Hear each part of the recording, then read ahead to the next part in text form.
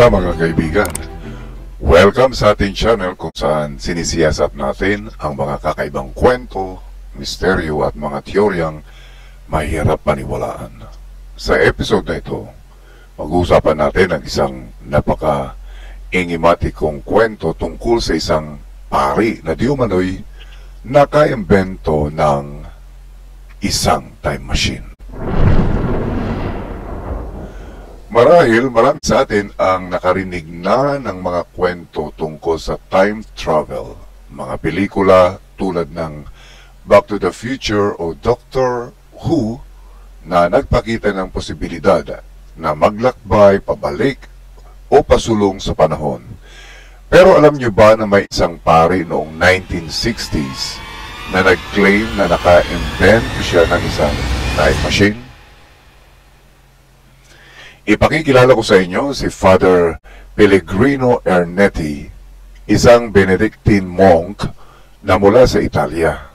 Isa siyang pari na napakahusay sa larangan ng musika at isa rin siyang sayentipiko. Ayon sa kwento, nakagawa raw siya ng isang aparato na tinatawag niyang chronovisor, isang device na sinasabing may kakayahang ipakita ang nakaraan. Ang chronovisor ayon kay Father Ernetti ay isang uri ng machine na kayang kumuha ng mga electromagnetic radiation mula sa mga nakaraang kaganapan at i-convert ito sa audio at video. Ibig sabihin, para kang nanonood ng pelikula ng mga nangyari noon. Ayon kay Ernetti, nakita raw nila ang eksaktong pangyayari ng pagpapako kay Jesus sa krus gamit ang chronovisor. Ngunit siyempre, maraming hindi naniniwala sa chronovisor. Para sa maraming eksperto, tila imposible ang ideyang ito. May ilan pang nagsasabi na ang kwento ni Father Ernetti ay isang malaking invention lamang. Ang mas nakakaintriga ay ang mga balitang ang chronovisor raw ay kinumpiska ng Vatican. Ayon sa ilan, itinatago ng simbahan ang device na ito dahil sa posibleng implikasyon at kapangyarihan nito. Ngunit walang opisyal na ebidensya na magpapatunay sa haka-hakang ito. Bago siya pumanaw, nanindigan si Father Ernetti na totoo ang chronovisor at siya mismo ang nakakita ng mga imahe mula sa nakaraan. Ngunit kahit anong gawin niya, ang chronovisor ay nananatiling isang misteryo hanggang sa ngayon. Kaya ano sa palagay niyo? Maniniwala ba kayo sa isang pare? O maniniwala kayo sa mga eksperto na hindi nakakita ng chronovisor? Totoo nga kaya ang chronovisor o isa lamang itong katang-isip? Ang kwento ni Father Ernetti ay nananatiling palaisipan hanggang sa ngayon at habang walang makapagpapatunay, ang idea ng isang time machine ay nananatiling nakakabighani. Ayon sa ilang dokumento at panayam, sinabi ni Father Ernetti na hindi siya nag-iisa sa paggawa ng chronovisor.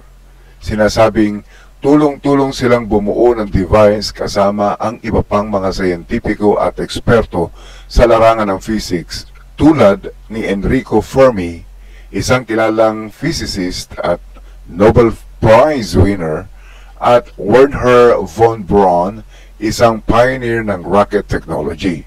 Kapansin-pansin na hindi sila basta-basta mga tao. May reputasyon sila sa larangan ng agham at teknolohiya. Sa isang panayam, ipinaliwanag ni Father Ernetti ang basic concept sa likod ng chronovisor. Ayon sa kanya, ang lahat ng tunog at imahe ay mananatiling nakakaimbak o nakaimbak sa kalawakan bilang electromagnetic waves. Kapag may sapat kang teknolohiya para makapture ang mga at makode ang mga signal na ito, maaari mong makita ang mga pangyayari sa nakaraan. Parang isang uri ng cosmic television na nakatune sa mga signal mula sa iba't ibang panahon. Isa sa mga kontrobersyal na bagay tungkol sa chronovisor ay ang di umano'y litrato ni Jesus na ipinako sa krus. Ayon kay Father Ernetti, nakakuha sila ng isang imahe ni Kristo mula sa kaganapan ng pagpapako sa pamamagitan ng chronovisor. Ipinakita niya ang litrato na ito sa publiko, ngunit maraming eksperto nagsasabing ang larawan ay kahawig ng isang religious icon na likha ng isang Italian artist noong ika-20 siglo. Sa kabila ng mga kwento ni Ernetti, maraming teorya ang lumilitaw na nagbibigay duda sa chronovisor. Ayon sa ilan, posibleng ito ay isang paraan lamang upang mapataas ang interes ng tao sa relihiyon. Sinasabi ng iba na baka si Ernetti ay naging biktima ng isang elaboradong hoax o conspiracy na nagbunga ng mga haka-hakang ito. May mga nagsasabi ring baka totoo nga ito at itinatago ng Vatican ang chronovisor upang hindi ito magamit ng masasamang loob. Kung totoo ang chronovisor, bakit nga kaya itinatago ito ng Vatican? Isa sa mga teorya ay ang takot na maaring magamit ito sa hindi tamang paraan. Isipin mo, kung kayang mag-record ng chronovisor ang lahat ng mga kaganapan sa nakaraan, maaari nitong mabuksan ng ilang sekreto na mas gugustuhin ng Vatican na manatiling lihim. Bukod dito, ang pagkakaroon ng isang time-viewing machine ay maaaring magbago sa pananaw ng mundo sa kasaysayan, relihiyon at maging sa agham. Sa kabila ng lahat ng kwento at mga testimonya ni Father Ernetti, maraming eksperto ang hindi kumbinsido. Ang mga physicist at mga engineer ay nagsasabi na ang idea ng pag-capture ng mga nakaraang imahe at tunog ay labis na komplikado at wala pang sapat na ebidensya o teknolohiya para suportahan ito. Maraming nagsasabing ang chronovisor ay isang gawa-gawa lamang, isang kwento, hindi sinusuportahan ng tunay na ebidensya.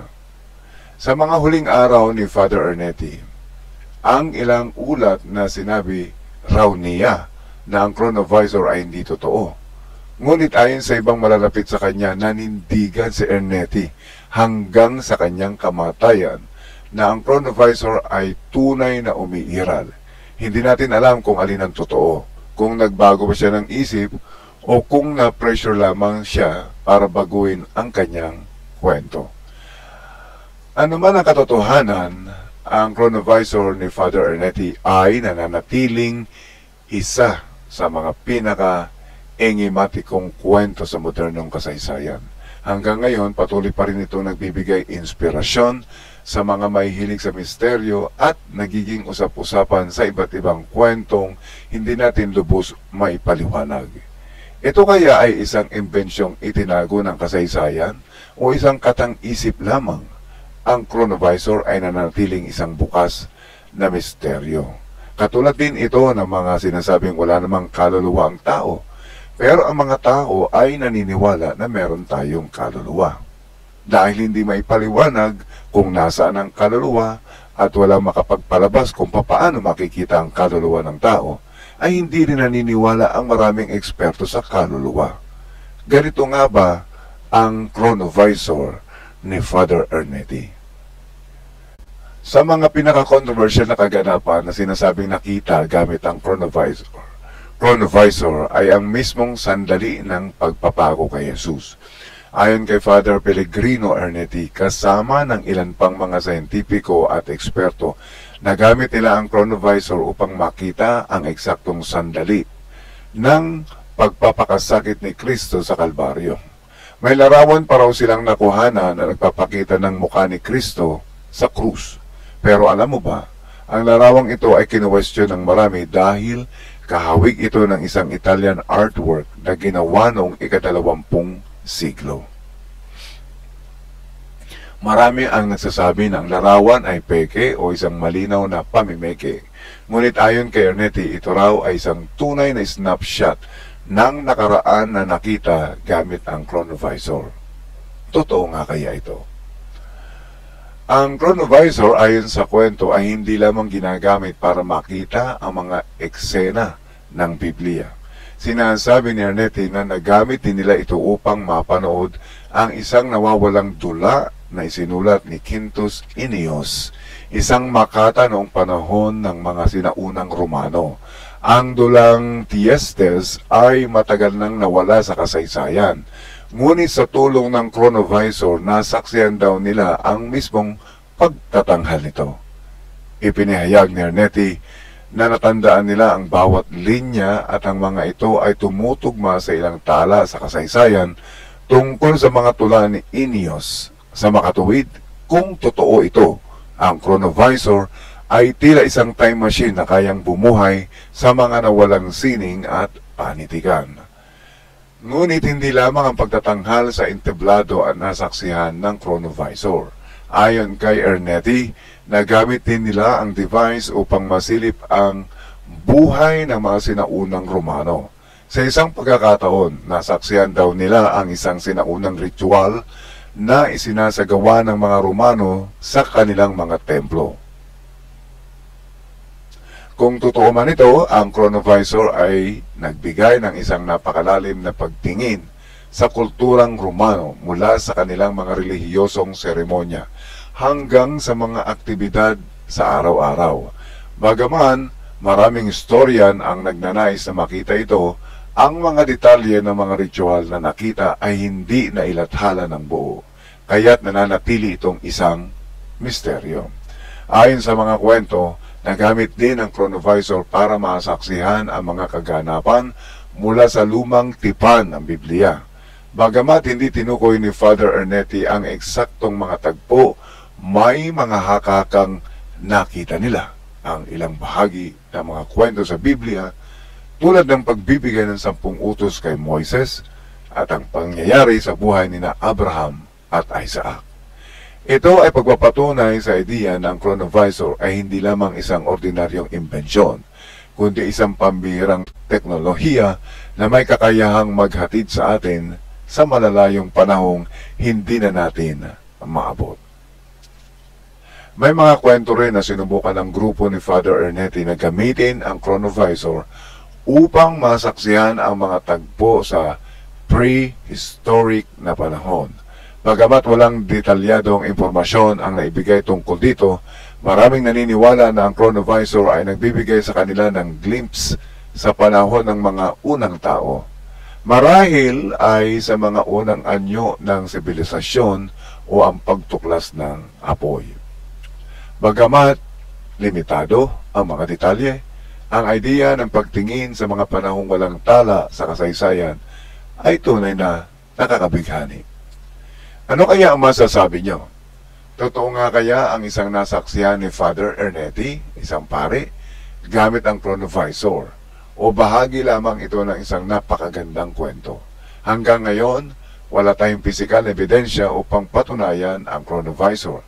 Ngunit ang idea ng isang time machine na kayang bumuhay ng mga tagpo sa nakaraan ay nananatiling isa sa mga pinaka-kapanapanabik na misteryo sa kasaysayan. Maraming mga misteryo ang hindi madaling mapaniwalaan, tulad nga ng mga misteryo sa mga kaluluwa, ang misteryo ng kalangitan, sapagkat wala itong mga ebidensya. Kung ang basihan lamang natin ay mga ebidensya upang paniwalaan ang mga kwentong katulad ng kwento ni Father Ernetti, ang tungkol sa chronovisor, ay papaano ang mga bagay na hindi nga kayang ipaliwanag ng ebidensya na totoong meron tayong mga karanasan. Kung gusto nyo pang talakayan natin ang mga misteryo at mga kwentong tulad nito, mag-subscribe na sa ating channel at i-hit ang notification bell. At kung may iba pang kwento kayong gustong i-feature natin, i-comment nyo lang sa ibaba. Maraming salamat sa pagsama sa atin sa paglalakbay na ito sa nakaraan. See you on my next video.